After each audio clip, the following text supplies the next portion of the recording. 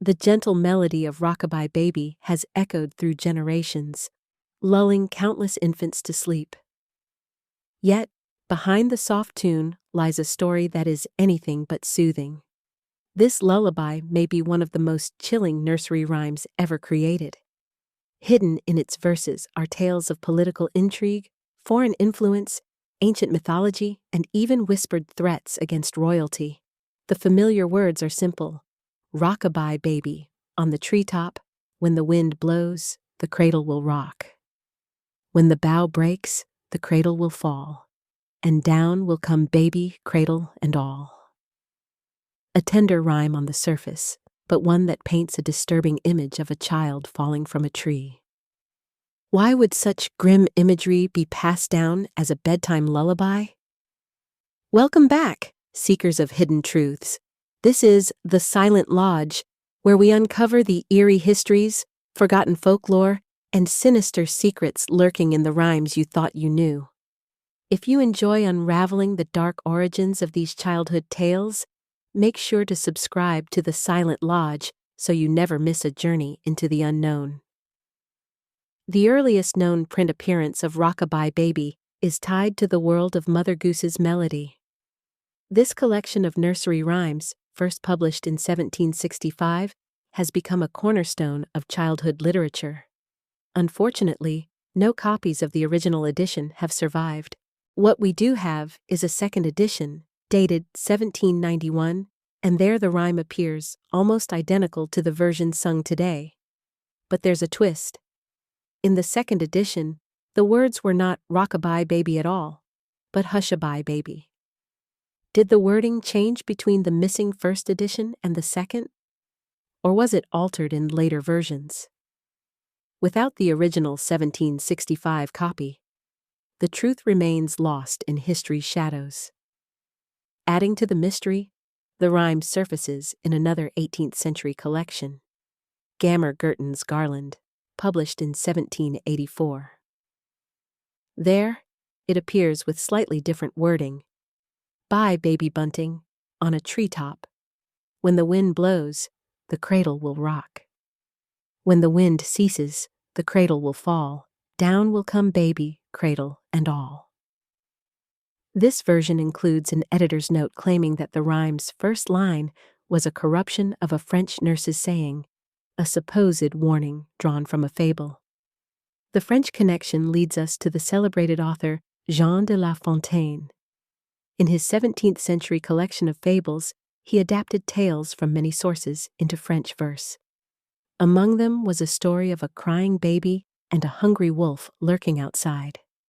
In the fable, the nurse warns the infant to hush or risk being given to the wolf. When the child quiets down, the nurse defiantly declares she would beat the wolf if it dared come close.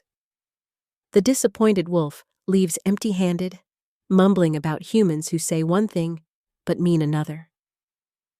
If this French story truly inspired Rockabye Baby, it cast the lullaby in a different light. Rather than a sweet bedtime song, it could have begun as a warning. Hush, or something terrible might happen. A hollow threat, perhaps, but a chilling one nonetheless. Could Rockabye Baby have been born not from love, but from fear? A rhyme where a falling cradle symbolizes not comfort, but danger lurking just beyond the nursery door. As we push further into the shadows of Rockabye Baby, we encounter interpretations that stretch far beyond lullabies and fables. Some researchers have linked the rhyme to religious symbolism and even ancient mythology, suggesting the baby in the cradle may not represent a literal child at all. In 1907, the noted scholar Gerald Massey published Ancient Egypt, The Light of the World. In it, he explored the ways Christianity may have inherited imagery and beliefs from earlier traditions. Though he only briefly mentioned Rockabye Baby, Massey suggested that the cradle imagery might not be about an ordinary infant, but about the figure of Jesus, and before him, the Egyptian god Horus. Horus, often depicted as a divine child, was closely associated with protection, kingship, and rebirth. In Egyptian mythology, He was sometimes described as being cradled within a sycamore tree, a tree that symbolized life, death, and the boundary between worlds. This imagery is strikingly similar to the child in the cradle, set high in the treetop, swaying precariously above the ground. If we follow this interpretation, the falling cradle may symbolize more than just danger. It could represent the descent of a savior figure from the heavens to earth, a fall that leads not to destruction, but to sacrifice and eventual resurrection. To believers in Massey's time, this parallel made the rhyme more than a bedtime chant. It became a metaphor for divine mystery woven into children's verse. Other religious imagery reinforces this theory. Medieval Christian art often depicted the Tree of Jesse, a family tree showing the lineage of Jesus Christ. At the top of the tree, artists frequently placed the infant Jesus, cradled within branches that reached toward heaven. The resemblance to Rockabye Baby is hard to ignore. Yet not everyone agrees with Massey's interpretation. Critics point out that he often stretched connections between myths, searching for parallels where none may have truly existed. Still, the image of a fragile cradle balanced on the bough of a tree continues to invite comparisons to religious art and ancient symbols of birth, life, and death. But there's another possibility, one that comes not from mythology, but from across the Atlantic. In 17th century America, English colonists observed how Native Americans cared for their infants. They noted the use of cradle boards, wooden frames that allowed mothers to secure their babies safely while they worked.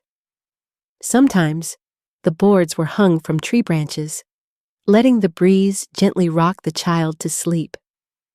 Reports of this practice traveled back to England. Without photographs, people relied on written descriptions and sometimes misinterpreted them. To English ears, the idea of a baby rocking in a tree may have sounded precarious, even dangerous. Over time, it may have evolved into the haunting verses of the lullaby we know today. If this theory is true, then Rockabye Baby may have been less about threat or faith and more about cultural misunderstanding. A moment of curiosity twisted into a rhyme, transforming practical childcare into a tale of peril. But whether the rhyme came from Egyptian myths or Native American practices, both theories leave us with the same unsettling image. A child balanced high in the treetops, always one gust of wind away from disaster. Not all explanations of Rockabye Baby dwell in myth or misunderstanding. Some are grounded in local legends tied to real families and places in England, giving the rhyme a far more human origin. In the heart of Derbyshire, England, lies Shining Cliff Woods, a place shrouded in quiet mystery. Local tradition tells of a couple named Betty and Luke Kenyon, humble charcoal burners who raised their family beneath the branches of a towering yew tree. They lived in a small, movable hut, eking out a simple life among the dense woods.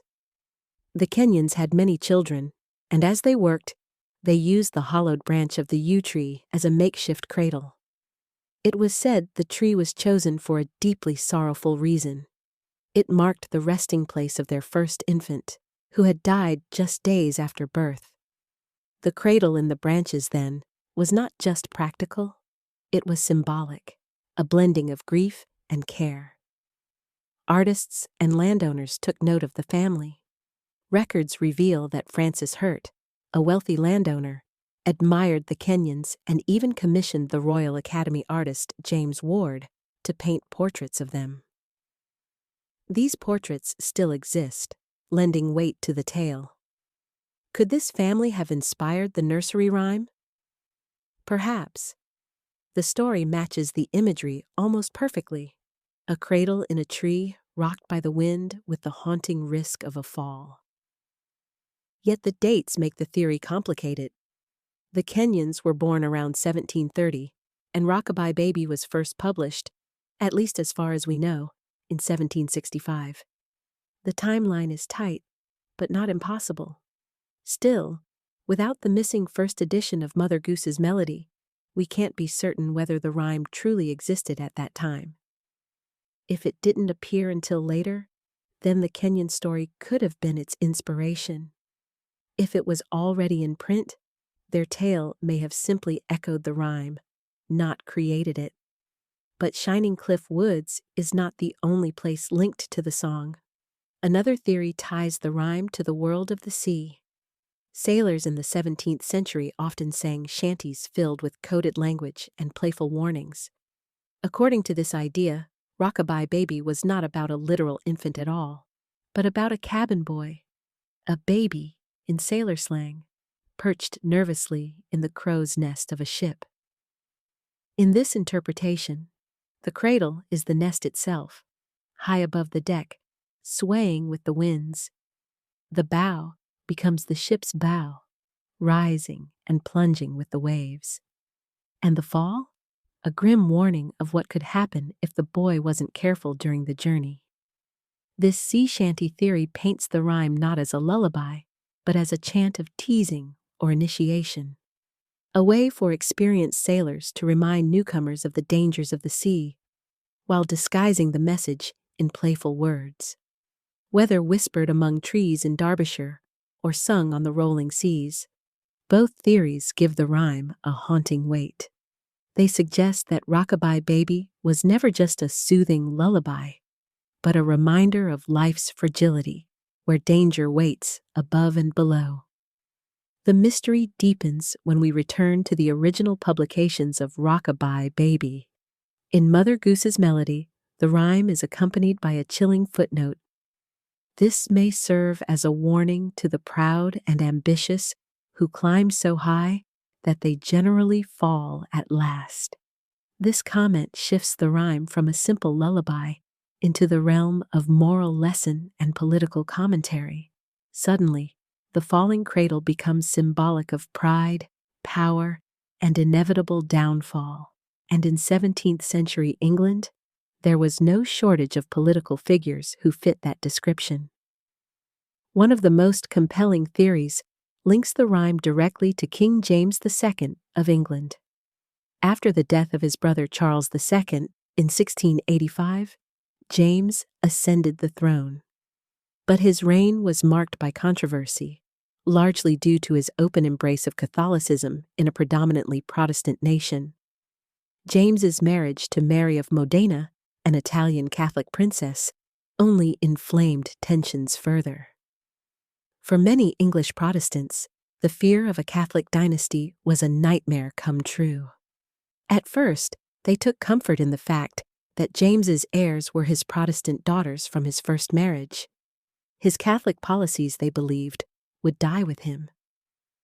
But everything changed in June of 1688. Mary of Modena gave birth to a son, James Francis Edward. Suddenly, there was a Catholic heir, and the possibility of a lasting Catholic dynasty. Rumors spread that the child was not even legitimate, claiming he had been smuggled into the birthing chamber in a warming pan. Whether true or not, the suspicion fueled a storm of unrest. In this context, Rockabye Baby takes on an entirely new meaning. The baby becomes the newborn prince, precariously balanced in the cradle of royal succession. The wind rocking the cradle represents the shifting political climate, while the breaking bow symbolizes the fragility of James's rule. The fall of the cradle is a thinly veiled wish for the fall of the Stuart dynasty itself. Taverns across England may have whispered the rhyme as a coded protest, a way to express hope that the Catholic heir would not survive, or at least not remain in power. The footnote in Mother Goose's Melody seems to support this interpretation, warning against ambition and downfall.